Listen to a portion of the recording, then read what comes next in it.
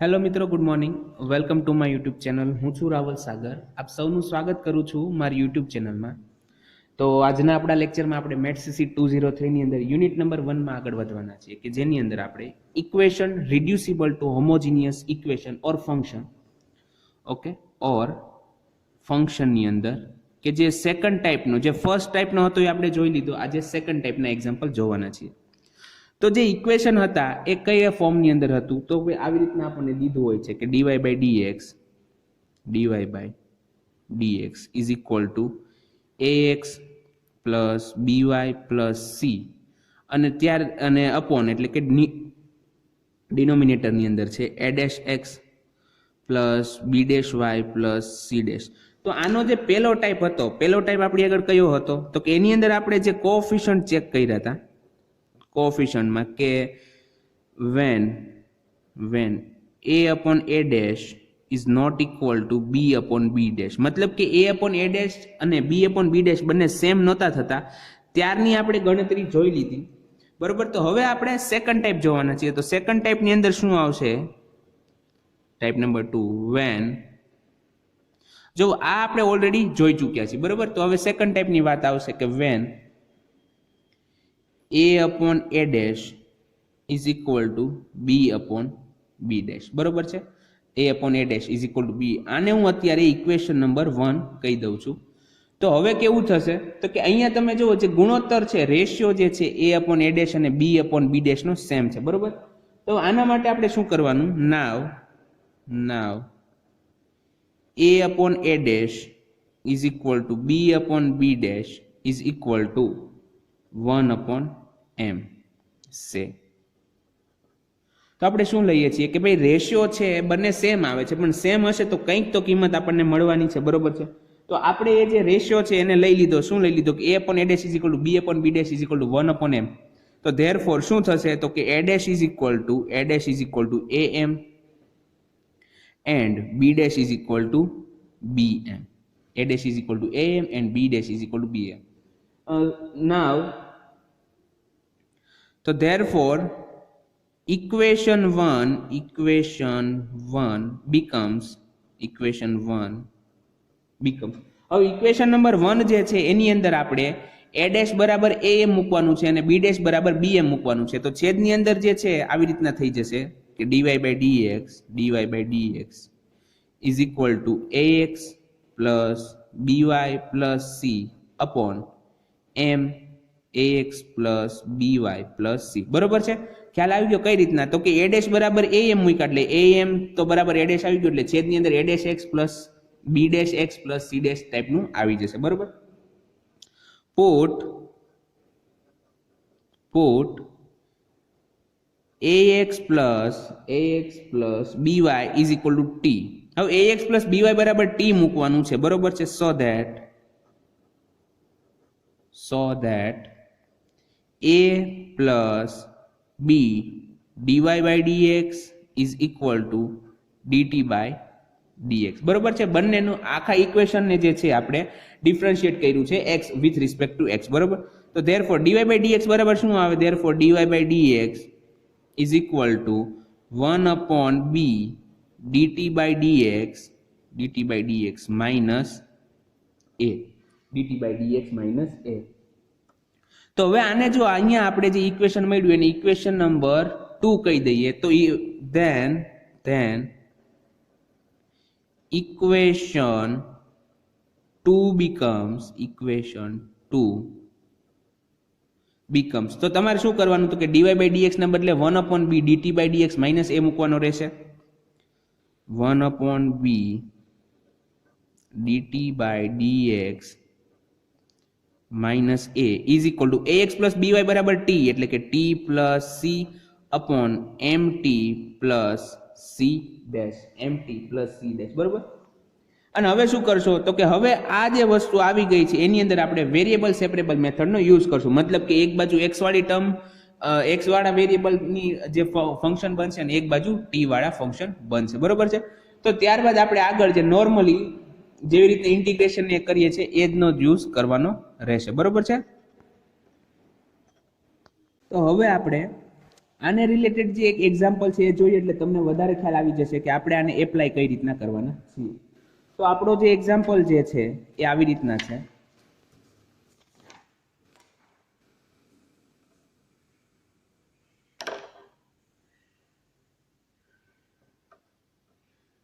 Example 1 ની અંદર આપણને સોલ્વ કરવાનું કીધું છે. Solve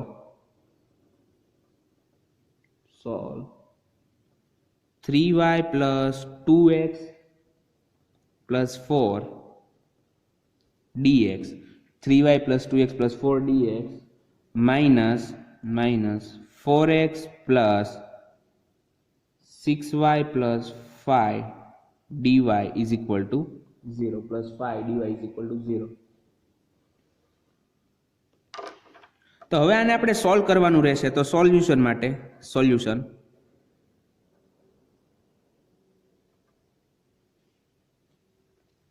here given differential equation is here given differential equation is શું છે ઇક્વેશન? તો કે 3y plus 2x plus 4 dx minus 4x plus 6y plus 5 dy is equal to 0. બરોબર. તો therefore 3y plus 2x plus 4 dx is equal to આ જે dy વાળી term છે એને રાઈટ હેન્ડ સાઈડમાં એટલે કે જમણી બાજુ લઈ જાઓ તો શું થઈ જશે? 4x plus 6y plus 5 dy. therefore હવે dx upon dy શું મળશે? તો કે dx upon dy એટલે કે dy જે છે અહીંયા dx ના છેદમાં ગયું તો આ જે ટર્મ છે આપણે એને સામેની બાજુ લઈ જવી પડશે. તો dx upon dy બરાબર મળશે 4x plus 6y plus 5 upon 3y plus 2x plus 4. તો therefore હવે આના પરથી dx upon dy છે તો આપણે dy by dx લાવવું છે. તો હું શું કરીશ? એને ઉલટું કરી નાખીશ અથવા તો 1 upon માં લખું તો શું થઈ જાય?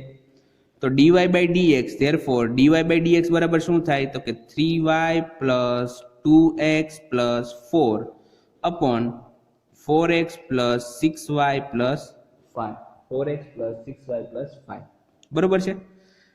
therefore dy by dx હવે અહીંયા તમને હું ગણતરી નહીં કરું પણ રેન્ડમલી દર્શાવું તો કે અહીંયા x નો કોફિશિયન્ટ કેટલો છે? 2 છે. બરોબર છે. તો આ જો સાદી ગણતરી છે એક બાજુ તમને દર્શાવવું છે 2 છે. છેદની અંદર જે છેદમાં ઇક્વેશન છે છેદમાં જે ફંક્શન છે એમાં x નો કોફિશિયન્ટ કેટલો છે? 4. 2 upon 4 કેટલા થાય? 1/2. બરોબર. ત્યારબાદ હવે અંશની અંદર y નો કોફિશિયન્ટ કેટલો છે? 3. છેદની અંદર y નો કોફિશિયન્ટ 6 મતલબ કે 3 upon 6 એટલે કે 1/2. તો આ જે આપણી બીજી મેથડ છે ને કે a upon a dash is equal to b upon b dash ટાઈપનું ફોર્મ્યુલા વાપરવી પડે. તો ઉપર જો આવી રીતના થશે 3y plus 2x લખો કે 2x plus 3y લખો બંને સેમ છે એટલે કે 2x plus 3y plus 4 upon છેદની અંદર 4x plus 6y માંથી 2 કોમન કાઢી લો તો 2 કોમન કાઢતા શું વધે? 2x plus 3y plus 5. હું આને કહી દઈશ ઇક્વેશન નંબર 1. આખું જે એને ઇક્વેશન નંબર 1 આપણે કહી દઈએ. હવે તમને ખ્યાલ છે આપણે શું કરવાનું છે? તો કે તમારે જે ax plus by હતું એના બરાબર t આદેશ લેવાનો મતલબ કે 2x plus 3y બરાબર આપણે t આદેશ લેશું. બરોબર. take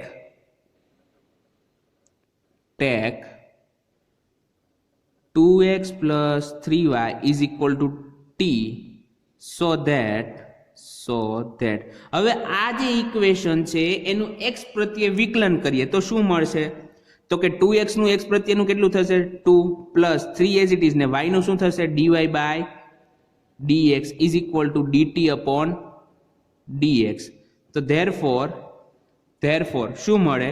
તો કે 3 dy by dx is equal to dt upon dx minus 2. કઈ રીતના? તો કે આ જે 2 જે ડાબી બાજુ હતું એને હું જમણી બાજુ લઈ ગયો તો પ્લસ હતો તો માઇનસ થઈ ગયો. therefore dy by dx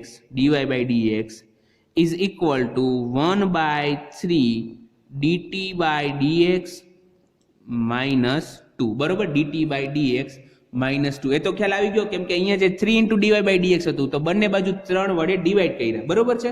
તો 1/3 dt -2 મળે છે. So put all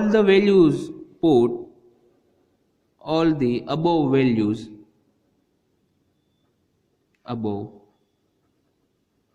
values in equation 1. Equation 1 ની અંદર ઉપરની તમામ કિંમતો, મતલબ કે 2x + 3y = t મૂકો, dy/dx = 1/3 dt/dx - 2 મૂકો. So put all the above values in equation 1, then equation 1 becomes, તો equation 1 શું બનશે? તો કે dy/dx બરાબર શું છે? તો કે 1/3 dt/dx - 2 is equal to 2x + 3y = t, એટલે કે t + 4 upon 2t + 5. 2t + 5. Okay, આ તો તમને ખ્યાલ આવી ગયો. મેં કંઈ નથી કર્યું. dy/dx બરાબર શું મૂક્યું છે? તો કે 1/3 dt/dx - 2 અને 2x + 3y બરાબર તો આપણે t આદેશ ધારેલો જ છે, બરોબર. તો એ બંને શું કર્યું છે? એની અંદર સબસ્ટિટ્યુટ કર્યું છે. તો હવે આવશે આપણે વેરિયેબલ સેપરેબલ મેથડ વાપરવાની છે. મતલબ કે એક બાજુ t વાળી આખું વેરિયેબલ હશે, એક બાજુ x વાળો વેરિયેબલ હશે. તો કઈ રીતના થશે કે 1/3 therefore dt/dx - 2 is equal to t + 4 upon 2t + 5. અને ઇન્ટુ અહીંયા કેટલા થઈ જશે? ઇન્ટુ 3 થઈ જશે ને, કેમ કે આ જે 3 છે આપણે સામે મલ્ટીપ્લાય કરી દીધા. therefore dt/dx is equal to 3 into t કેટલા થાય? 3t થઈ જશે, પ્લસ 3 into 4 12 થઈ જશે, upon 2t + 5. અને આ જે 2 જે -2 આ બાજુ છે એને હું સામેની બાજુ જવા દઉં એટલે +2 થઈ જાય,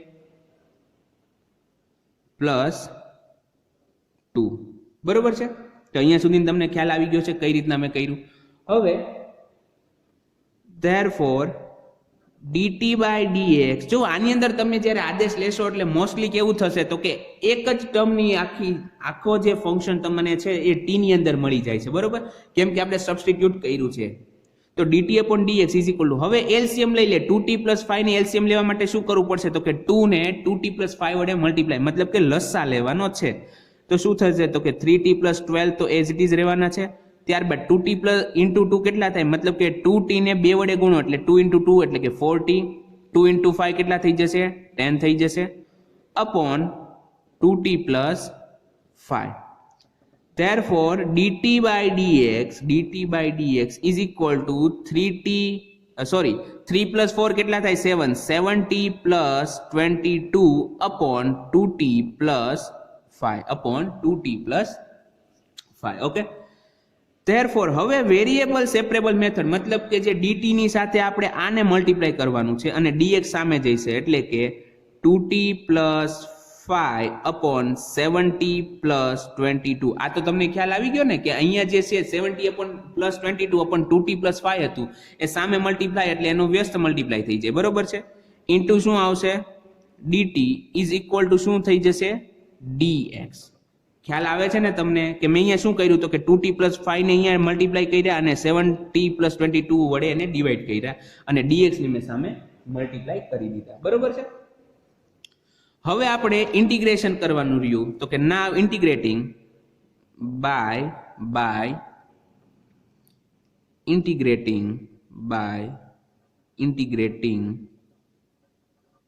ઇન્ટિગ્રેશન કરો. શું આવશે? તો કે 2t + 5 upon 7t + 22. 2t + 5 upon 7t + 22 dt is equal to integration 1 dx.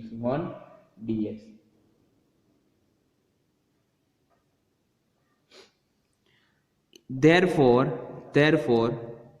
2/7 minus 9/7 into 1 upon 7t + 22 dt is equal to integration 1 dx છે. તો 1 નું શું થઈ જશે? x અને પ્લસ આવી જશે c, બરોબર. અહીંયા જો મેં શું કહ્યું કે નીચે 7t + 22 છે તો મારે ઉપર 7t + 22 મારે શું કહેવાય કે સેટ કરવા પડે. તો હું એવું કરીશ કે 2 કોમન કાઢી લઉં ને 7 વડે મલ્ટીપ્લાય કરું, અને એ રીતના જ્યારે હું આગળ પ્રોસેસ કરું છું તો મને જે ટર્મ મળે છે આવી મળે છે કે 2/7 minus 9/7 into 1/70 plus 22.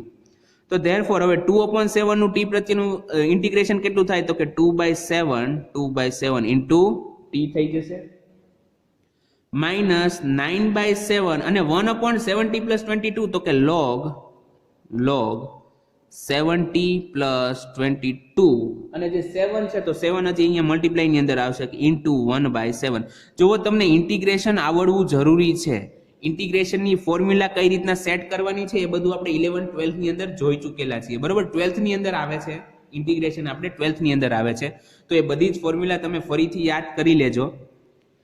therefore 2t/7 આ થઈ ગયું આપણું 2/7 into t minus 9/7 into 7 49 log 7t plus 22 is equal to x plus c is equal to x plus c. હવે મેં તમને હંમેશા કહું છું કે તમે જ્યારે કોઈ વસ્તુ શરૂઆતની અંદર આદેશ લીધો છે તો તમારે અંતની અંદર જે આદેશ લીધો છે એ ફરીથી મૂકવાનો રહેશે. તો અહીંયા આપણે 2x plus 3y બરાબર t લીધું હતું, તો અહીંયા હવે t બરાબર 2x plus 3y મૂકવાનું રહેશે, બરોબર. putting t is equal to 2x plus 3y we have 2/7 2x plus 3y minus 9/49 log 7 into 2x plus 3y plus 22 is equal to x plus c is equal to x plus c, બરાબર. તો સાદું હવે જે છે આપણે શું કહેવાય કે ગણતરી કરી નાખીએ અને સિમ્પ્લિફિકેશન દઈએ તો 2 અહીંયા મલ્ટીપ્લાય થશે તો શું થઈ જશે 2 into 2 4, અને સાથે સાથે જે 7 છે તો 7 ને હું આખાને મલ્ટીપ્લાય કરી દઈશ, બરોબર છે. તો મને અહીંયા કેટલા મળશે તો કે 2 into 2 એટલે 4x થઈ જશે, 4x plus 6y upon 7 minus 9/49 log અહીંયા શું થશે 7 into 2 કેટલા થઈ જાય 14x plus 7 into 3 કેટલા થઈ જશે 21y plus 22 is equal to x plus c is equal to x plus c આવી જશે, બરોબર. હવે અહીંયા જો 7 છે, અહીંયા 49 છે, તો આપણે 49 એલસીએમ લેવું હોય તો મારે આને 7 વડે મલ્ટીપ્લાય કરવું પડશે, તો આપણે એને હવે 7 વડે મલ્ટીપ્લાય કરી દઈએ. જો આ જે છે સિમ્પ્લિફિકેશન છે, ઓકે, આ તમને કદાચ હું ન કરાવું તો પણ તમને આવડી જવું જોઈએ. તો 7 વડે મલ્ટીપ્લાય હું કરીશ તો મને શું મળશે તો therefore 28x plus 42y, okay. તો 7 7 49 થઈ જશે. હવે 49 સામે હું મલ્ટીપ્લાય કરી દઈશ, અહીંયા -9 log 14x plus 21y plus 22 is equal to 49x આવી જશે, 49x plus c. therefore હવે આખી ટર્મ ને હું અને અહીંયા આવી જશે 49c. તો આખી જે ટર્મ છે એને રાઈટ હેન્ડ સાઈડ લઈ જાવ તો મને અંતની અંદર આવું મળશે 21x minus 42y plus 9 log 14x plus 21y plus 22 is equal to c dash okay. તો આ જે છે which is required solution. તો આ જે છે આપણા એક્ઝામ્પલ નું સોલ્યુશન મળી ગયું છે. હા, તમને અત્યારે હું આમ ગણતરી કરું છું, સમજાવું છું એટલે થોડું લાંબુ લાગશે, પણ હકીકતમાં એવું નથી. તમારે જસ્ટ વન સબસ્ટિટ્યુશન આવે છે અને બાકી તો વેરિયેબલ સેપરેબલ મેથડ જ આવે છે, ઓકે. તો આઈ હોપ કે તમને આજનો લેક્ચર સમજાણો હશે, તેમજ આજે મેં જે પણ કરાવ્યું એ તમને ખ્યાલ આવી ગયો હશે. તો હવે આપણે મળશું નેક્સ્ટ લેક્ચરમાં. ત્યાં સુધી ગુડ બાય, ઘરે રહો, સુરક્ષિત રહો.